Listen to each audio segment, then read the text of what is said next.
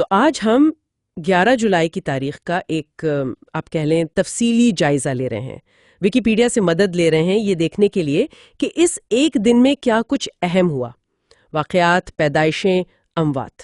جی بالکل، اور یہ بڑا دلچسپ ہوتا ہے کہ ایک ہی تاریخ کیسے مختلف زمانوں کو جوڑ دیتی ہے۔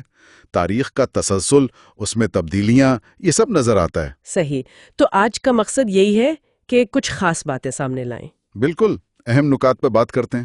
تو سب سے پہلے پیچھے چلتے ہیں تھوڑا۔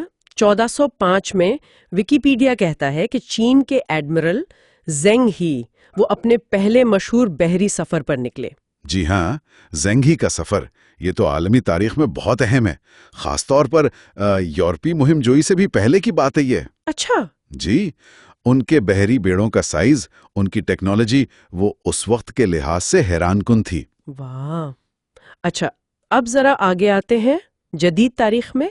1804 امریکہ میں ایک بڑا ڈرامیٹک واقعہ ہوا۔ وہ بر اور ہیملٹن والا ڈول؟ جی بالکل۔ نائب صدر آرن بر اور سابق سیکرٹری خزانہ الیگزینڈر ہیملٹن، اور بیچارے ہیملٹن تو بری طرح زخمی ہوئے اور اگلے دن انتقال کر گئے۔ جی، امریکی سیاست پر اس کے گہرے اثرات پڑے تھے، مطلب ایک سٹنگ نائب صدر ملوث تھا اس میں۔ واقعی کتنا سنسنی خیز ہے۔ اچھا، اسی تاریخ کو 1899 میں اٹلی میں فیاٹ یعنی FIAT، جی فیاٹ، یہ صنعتی تاریخ میں ایک اہم موڑ تھا، آٹوموبائل انڈسٹری کا آغاز یورپ میں، ٹھیک۔ اور فیاٹ نے تو پھر عالمی سطح پر نام بنایا۔ اچھا، صنعت سے ہٹ کر ادب کی طرف دیکھیں تو 1960 میں ہارپر لی کا novel to kill a mocking bird. بالکل وہی۔ آج بھی دیکھیں تو نسل پرستی، انصاف، ان موضوعات پر کتنا اہم ہے۔ بہت زیادہ۔ اس کی شائعات بھی ایک بڑا آپ کہہ لیں ثقافتی لمحہ تھا۔ یقیناً۔ اچھا، اور خلائی تاریخ میں بھی یہ دن اہم ہے۔ 1979 میں امریکہ کا پہلا خلائی اسٹیشن اسکائی لیب وہ زمین پر واپس گرا تھا۔ جی، اس کا مشن مکمل ہو گیا تھا اور وہ زمین کے ماحول میں واپس داخل ہو کر ٹوٹ گیا تھا۔ اس کا ملبہ بحر ہند اور آسٹریلیا میں گرا۔ یہ مطلب متوقع تھا کہ ایسا ہوگا۔ اور ابھی حال ہی میں 2021 میں رچرڈ برانسن، وہ بھی تو خلا میں گئے تھے اسی تاریخ کو، اپنی کمپنی ورجن گیلیکٹک کے ذریعے۔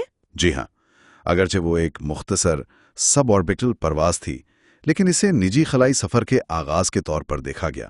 تو مطلب سرکاری اداروں سے نجی کمپنیوں کی طرف منتقلی۔ بالکل، یہ اسی رجحان کا ایک حصہ تھا۔ ٹھیک ہے۔ اچھا، اب کچھ مشہور شخصیات کی بات کرتے ہیں جو 11 جولائی کو پیدا ہوئیں۔ امریکہ کے چھٹے صدر جان کوئنسی ایڈمز 1767 میں۔ جی، ایک اہم سیاسی خاندان سے تعلق تھا ان کا۔ پھر 1920 میں اداکار یول برنر۔ اوہو، دا کنگ اینڈ آئی والے۔ جی ہاں، اور 1934 میں فیشن آئیکن جیورجیو ہرمانی۔ فیشن کی دنیا کا کتنا بڑا نام ہے۔ اور 1956 میں مصنف امیتاو گھوش بھی۔ جی، امیتاو گھوش۔ تو دیکھیے، سیاست، اداکاری، فیشن، ادب، کتنے مختلف شعبوں کے لوگ۔ بالکل۔ اچھا، اور اموات میں بھی کچھ بڑے نام ہیں۔ 1937 میں موسیقار جارج گرشون، ریپسوڈی آن بلو، امریکی موسیقی کو انہوں نے ایک نئی شکل دی۔ اور 1989 میں سر لارنس اولیویئر کیا اداکار تھے، سٹیج اور سکرین دونوں کے بادشاہ سمجھے جاتے ہیں۔ صحیح۔ اور ابھی پچھلے سال ہی 2023 میں مشہور ناول نگار میلان کندیرا کا انتقال بھی اسی تاریخ کو ہوا ہے۔ جی ہاں، میلان کندیرا، دی امبیئربل لائٹنس آف بینگ کے مصنف۔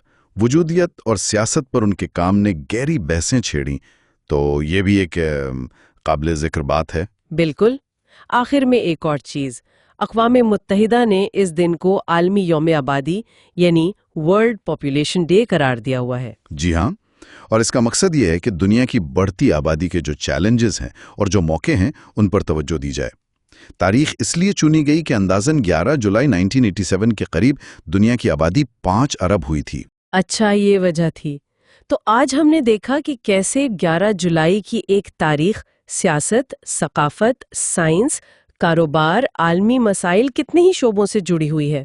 بالکل، اور یہ ایک طرح سے تاریخ کی فطرت کو ظاہر کرتا ہے، کیسے مختلف دھارے، مختلف کہانیاں ایک ساتھ چل رہی ہوتی ہیں اور کبھی کبھی ایک ہی کیلنڈر ڈیٹ پر آ کر مل جاتی ہیں۔ یہ واقعی سوچنے کی بات ہے کہ ایک دن اپنے اندر کتنی صدیاں، کتنی انسانی کہانیاں سمیٹے ہوئے ہے۔